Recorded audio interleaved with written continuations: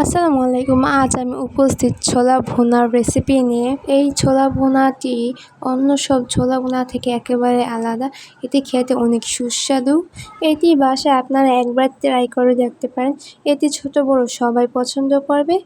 প্রথমেই এখানে আমি 2টি আলু কিউব করে কেটে নিয়েছি। আধা চা চামচ হলুদের গুঁড়ো দিয়ে দিব, আধা চা চামচ কাশ্মীর লঙ্কা গুঁড়ো দিয়ে দিব, আধা চা চামচ আদা বাটা দিয়ে দিব, স্বাদ মতো লবণ দিয়ে 3 চা চামচ সরিষার তেল দিয়ে ভালোভাবে সব কিছু মিশিয়ে নিয়ে 10 মিনিটের জন্য রেস্টে রেখে দিব। এখন কুচি করা কিছু রসুন নিয়ে নিয়েছি। এখন রসুনগুলো ভালোভাবে থেতো করে নিব। আমার রসুনগুলো থেতো করা হয়ে গিয়েছে। এখন আমি 15 মিনিট পর আলুর ঢাকনা সরিয়ে ফেলবো। এখন চুলায় একটি কড়াই বসিয়ে পরিমাণ মতো তেল দিয়ে দিব। তেল গরম হয়ে আসলে আলুগুলো দিয়ে দিব। আলুগুলো দিয়ে ভালোভাবে উল্টিয়ে নিয়ে ভেজে নিব। আলু বাদামি কালার হয়ে আসলে আমি আলুগুলো উঠিয়ে ফেলব।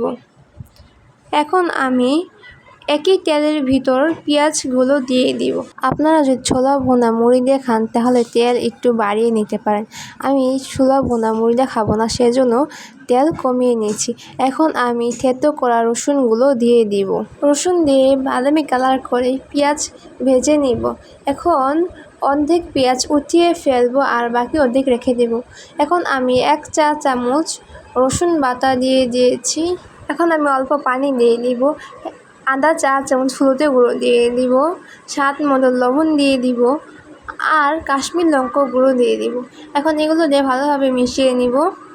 1 চা চামচ ধনিয়ার গুঁড়ো দিয়ে দিব, 1 চা চামচ জিরার গুঁড়ো দিয়ে দিব আর একটি এলাচ ও দারচিনি দিয়ে দিব। এতে ঘ্রাণ বের হয়ে যাবে। এখন ছোলাগুলো আমি দিয়ে দিব আর মরিচ দিয়ে দিব। ছোলাগুলো আমি সারা রাত ভিজিয়ে রেখেছিলাম ও সেদ্ধ করে রেখেছি। এখন ছোলাগুলো পানি দিব না, এইভাবেই আমি 5 মিনিটের মতো ভেজে নিব। এ পর্যায়ে এসে আমি আলু ভাজাগুলো দিয়ে দিব। এখন আলু ভাজা দিয়ে ভালোভাবে নেড়ে মিশিয়ে নিব। এখন আমি টমেটো কাটা দিয়ে দিব। এখন এইগুলো দিয়ে ভালোভাবে নেড়ে মিশিয়ে নিব। এখন আমি এটি 2 মিনিটের মতো ভেজে নিব। এখন আমি যে পেঁয়াজ পেস্তা ভেজে রেখেছিলাম সেখান থেকে অল্প পেস্তা দিয়ে দিব। পেস্তাগুলো আমি ভালোভাবে মিশিয়ে ফেলবো। আমার এটি হয়ে গেছে, এখন নামিয়ে ফেলবো। এখন উপর দিয়ে পেস্তাগুলো ছিটিয়ে দিয়ে দিব। দেখতেই পাচ্ছেন কত সুন্দর হয়েছে। আপনারা বাসায় এটি একবার ট্রাই করে দেখতে পারেন, ছোট বড় সব পছন্দ করবে। আপনারা বাসায় ছোলা ভুনা অনেকভাবেই রান্না করে দেখেছেন। আমি যেভাবে ছোলা ভুনা রান্না করা দেখিয়েছি এভাবে একবার বাসায় রান্না করে দেখেন। এই ছোলা ভুনাটি খেতে অনেক সুস্বাদু। একবার খেলে আপনাদের বারবার খেতে চাবেন। যদি ভিডিওটি ভালো লেগে থাকে তাহলে খুশি হয়ে সাবস্ক্রাইব এবং লাইক করবেন।